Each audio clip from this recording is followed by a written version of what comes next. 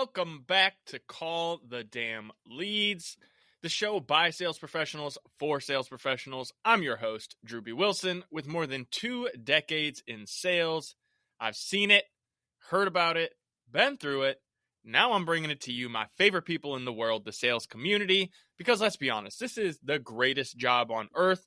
Doesn't matter where you come from, what background, what personality type, you can create an amazing life for yourself in sales. And you know what? Honestly, I think this is why I love doing the solo episodes and why I'm so excited to be bringing these to this season of Call the Damn Leads, because ultimately everyone is on their sales journey for a different reason. Some of us have gone down this path of development because we just want to make more sales, because we want to make more money. Others have realized that in order to become more successful in their professional life, they have to be more successful in their personal life. And there are dozens and dozens of great stories from sales professionals all around the globe in those past episodes. If you want to go back and take a listen, we're doing interviews. We've got lots of great conversation. But today I want to talk about something that's really important, y'all. And to be honest with you, it's where the FU money comes from, and that's follow-up. Because one of the things I've learned in over 2 decades of sales, working with thousands of sales professionals from all around the world, hundreds and hundreds of personal coaching clients, follow-up is the thing most people are forgetting to do, which is kind of crazy. But this is just what we learn. This is how we develop and how we grow, is recognizing the things that we're not strong with. And so what I want to do today is I want to show you and share with you, for those of you who aren't watching online, I want to explain how to create a follow-up system that actually works. Because you're being sold left and right. I see probably 15 ads a day for AI this and automated what have you. But the truth is, even if you have those things, there's still an element of follow-up that you're missing. And I'm hoping today's episode is going to share some of that with you, because here's the truth. When I got into sales originally, and not the stuff in the streets, I'm talking about when I went to sell insurance and it was like, hey man, you're going to sit down, you're going to smile, you're going to dial, and you're going to call the damn leads. They didn't say that back then, but that's what they were essentially telling me. Pick up the phone and call people. And when I went to the training for Allstate Insurance, where I was employed at the time, they handed me a big stack of papers and sat me at a computer and said, hey, here's all your leads. Call these people, put their information in, sell them insurance. And I was like, okay, cool, I'm going to do that. And, young, smiley Drewby wanted to make sales, didn't know any different. Then we finish up our training. They send us back to our home base office to start working in the actual field of insurance. And I'll never forget, my boss sat me down at the computer. We had a voice over IP system. We had these beautiful new computers all set up and ready to rock. And I got handed this big, thick stack of papers. And I'm thinking to myself, what's this all about? And it was a mixture of old leads from the filing cabinet of previous agent that had owned the business and had, all kinds of scraps of names and numbers and information all over it. And my boss is like, oh yeah, here's a gold mine of information. There's money to be made here. Go get it. And I'm just like, well, all right. So, you ever try to read someone's chicken scratch? You ever tried to read someone's terrible notes where you don't have any context of what's going on? It's like going into the CRM and getting some old guy's leads and being like, what the hell did he even do in here?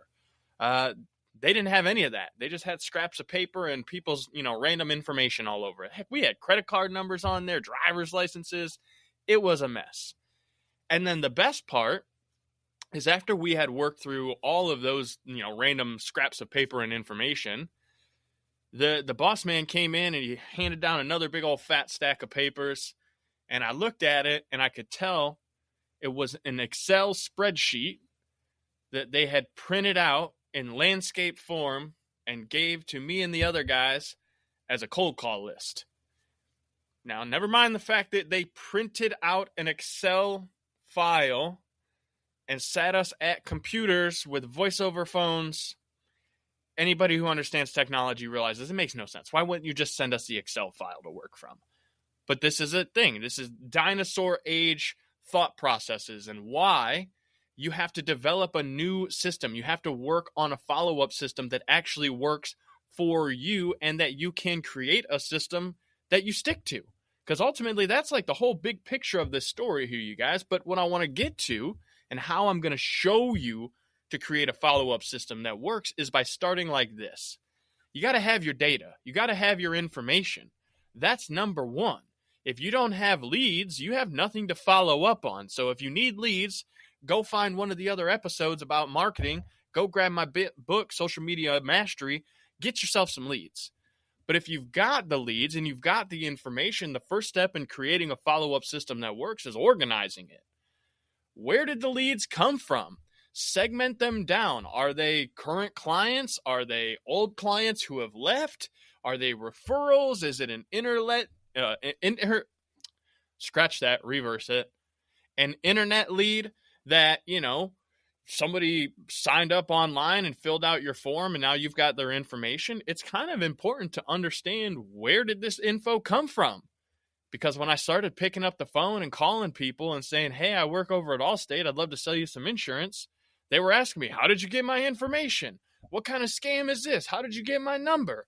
And this was, a decade or more ago before we had all the canned spam compliance acts. So it was like literally the wild, wild west. So we had to have a conversation and make people comfortable and understand why we were contacting them. What was the purpose of this conversation? So by segmenting down our data, organizing our leads into buckets of different sources, if you will, that's a great step to creating a follow-up system that works, because now you at least understand, where did the data come from? Who are these people? Why am I even contacting them? And what do I know about them that allows me to say, I can help you with XYZ problem? That's really important, you guys. I don't think people realize just how important it is to organize your leads and then be prepared with having a conversation with them and understanding how to navigate the whole reason for your communication. That's number one thing in the calls framework. C, confirm the reason we're having a conversation. So hopefully those of you who have all this data and have information, you start writing down, where did the source come from? Where did I get this lead? Because if you're going to spend money on marketing, wouldn't it be nice to know that if you spent $2,500 on a billboard and someone called your business and said, hey, we saw your billboard, maybe you put up a couple more billboards. But if you're spending $2,500 a month on billboards and nobody ever says they saw your billboard when you're talking to them, is it really generating an ROI, or is it a vanity thing? There's a lot of different ways to look at this. By segmenting your list is going to help you create a follow-up system that works, because now that you know where they came from, you can help direct them where you want them to go. That being said, let's say they come in the door. What happens? When you get a lead, can you tell me what's going to happen to it? Here's the sad part, y'all. The majority of business owners who I speak to, and entrepreneurs, sales professionals alike, they don't know exactly what's going to happen to their leads over the next 30 days, 90 days, 6 months, a year. But if you spent $1, $10, $100 to acquire someone's information as a lead, and then you choose not to follow up with it, I mean, you might as well just be sending them $100 bills to donation, burning them up, wiping your whole booty with them. Because if you're going to invest in the marketing aspect, but you're not going to follow up with your clients, you're going to have a bad time. Like, that's just the sad truth of it. But if you know, hey, for every individual who comes in the door, we're going to follow up with that lead on days 1, 2, 3, 4, 5, 8, 10, 15, 21, 28, 31, 60. Now you start to have a process. Now you have a routine that you can follow. And guess what? That's how you create a follow-up system that works. I know it's this crazy idea that if you just make a notice for yourself of, if it comes in today, I want to call them on X day, Y day, Z day. Guess that's a follow-up system. You guys, congratulations. You've created your first follow-up flow. How does that feel? Probably feels pretty good. Now, here's the hard part. You have to do that with every single lead that you get. Not just sometimes, not on occasion, but like every lead that you get, you have to call them and follow up with them that many times. Because here's what I know, and you've heard me preach this on more than 50 plus episodes at this point, but if you make 100 calls a day, and of those 100 calls, you have like 10 good conversations with people. And out of those 10 good conversations, like maybe you got a 10 to 20% close rate, you close 1 or 2 people a day. If you do that 20 to 22 days a month, my guess is you're probably going to be making more money than you're making now. And if you're already closing that many, guess what? Now it's time to refine. Now it's time to dial in your follow-up processes and your objection handling, because it's just shortening the cycle. How can we take someone from they don't know who we are to they know, like us, and trust us enough to give us their money to solve their problem? That's what a follow-up system is all about. Taking someone through the process so that you can go from don't know you to happy they bought from you and want to tell the whole world. Which, speaking of, that's a whole nother system and process that majority of business owners don't have.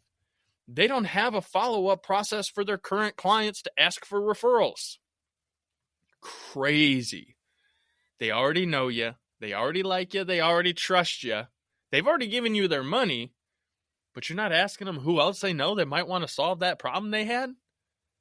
I promise you, if you haven't made an effort to ask for more referrals, make 2025 the year you do so. That's how you're going to make your real money. Not only do statistically referrals close like 80% of the time with the person they're referred to, so long as you follow up, so long as you don't suck, so long as you do the things you say you're going to do when you say you're going to do them, you could add a lot more business that way. And it's a multiplier effect, because imagine if one referral gets a good service and then they send you another referral and then that referral sends you a referral. It's just like an infinite timeline of business. However, that's not always going to be the case. You're not always going to have a bajillion referrals just rolling in the door, at least not at first. I hope that at some point you've done such a great job and built so much authority in your marketplace that you just have nothing but referrals walking in all day long. That's awesome, and I cheer that for you. But it's going to take time. In order to get to that point, to have that authority, to have that many customers who are going to want to send you referrals, you're going to have to follow up. You're going to have to create a process. Sometimes it's not just calling the damn leads. I know, Drewby, that's your whole thing, dude. Call the damn leads. You're right. You do have to call the damn leads. And also, sometimes you have to text them. Sometimes you have to send them an email. Sometimes you have to stop by and literally visit their office. For you guys that are door knocking, that are out there on the streets, you know what it is. You got to hit the bricks, homie. You got to go hit the wood and get after it. That's the process. Sometimes having a multi-channel approach can be really, really good. And one of the secrets that I like to give away and will give you right now, if you're paying attention still, when someone becomes a lead, let's say they fill out their form or we get connected somehow via referral, I always like to ask, A, what made you decide to reach out? Because that's part of, getting the understanding of confirming why we're having a conversation. Or if I'm the one reaching out or they've been dropped in a group chat for a referral, I always like to say, hey, I'm so excited to connect with you. Would you prefer to have this conversation in message or set up a phone call? I'm good either way. Just let me know what works best for you. And that, my friends, has been an absolute game changer, not only for me, but for my clients and for all of the people that I've shared with who actually go use it. And here's why. At least in my opinion. I could be wrong, but this is my thought on it. Most people enter a sales conversation with their guard up. Anytime someone's getting ready to spend money or to go out and, invest in something, I kind of feel like at this point, we all are a little nervous. We're all trying to make sure we're not getting scammed or taken advantage of. There's a lot of that stuff that goes on, so we have to be careful. We have to do our due diligence. And so entering the sales conversation can very much be an on-guard type situation. So if I know that, and I'm getting ready to enter a battleground with somebody, wouldn't it be nice if they felt as if they had the choice of where we did battle? In that, if they're more comfortable on the phone, then let's get on the phone. Totally fine. But maybe they're busy. Maybe they're a little nervous. Maybe they're not 100% sold on this yet. And they just want to chat in messages. Well, I know there's a lot of folks out there that are always pushing to the call. Gotta schedule a call. Let's hop on a quick call. First of all, calls are never quick. They're always going to take time. And anyone who says just a quick call, they're lying to you, and that creates distrust. And that's the whole opposite of what we're looking for here. So if you want to have a good follow-up system, make sure that you're asking them how they prefer to be communicated with. Because most people will tell you, and if you know that's their preferred communication type, you don't have to waste time, energy, and effort trying to do other ways. You don't have to offend them by constantly trying to get them to a phone call or a Zoom call when they just want to have a few quick conversational chats back and forth. Maybe that end goal is you are at some point going to have to get them on an actual call, but why not give them that feeling of trust getting to that point? Let them choose to communicate how they wish to communicate. And I know that can seem counterproductive because a lot of people are going to say, you got to get the sale, but I'm not here to just get the sale. I'm here to build relationships because I know that statistically, out of 100 people, only 5% roughly are likely to do business with us right day if they have absolutely no idea who we are. 5% cold conversion traffic is pretty damn good across every industry I've ever explored. So what happens to the other 95% of people? Well, sometimes they don't ever buy, which is fine. They didn't need your product or service, or they just aren't that kind of buyer. Totally fine. However, there's probably another 30-ish, 40-ish% of those individuals who saw whatever it was. It piqued some sort of interest, but they're not at that point in their journey yet where they're ready to make that decision. The pain is not bad enough. The idea of that joy, that pleasure, isn't propelling them into making a decision or taking an action. However, if you do a great job of following up and you build a follow-up system and you actually work the follow-up system, you can educate, you can entertain, and you can continue to stay top of mind for those individuals, which would mean that if you follow up, you will be in the right place at the right time to have the right conversation and help that individual get what they want out of their current situation. And that, my friends, is how you make the FU money, the follow-up money. You build a system and you work it. You organize your data. You segment it into the different sources so that you know who the heck you're talking to and why. You make sure that every lead who comes in the door has a specific sequence of touch points that you're going to use over the first 30, 60, 90, however many days. Once you've talked to them, then you have a whole nother sequence to go through. And if they never talk to you, then you got a different sequence. So you can create lots of different sequences based on where they are in the journey. And what's cool is inside those sequences, you can template a lot of the conversations because it's going to be the same thing over and over and over. So build some templates in there and then really get serious about understanding multi-channel communication. Because some people want to get on the phone. Some people want to chat and email. Some prefer to text. If you can get comfortable having conversations and working in all of those different mediums, you will become a more successful sales professional, and you'll make more money, and you'll have happier clients, and you'll get more referrals, which is just going to start the cycle all over again.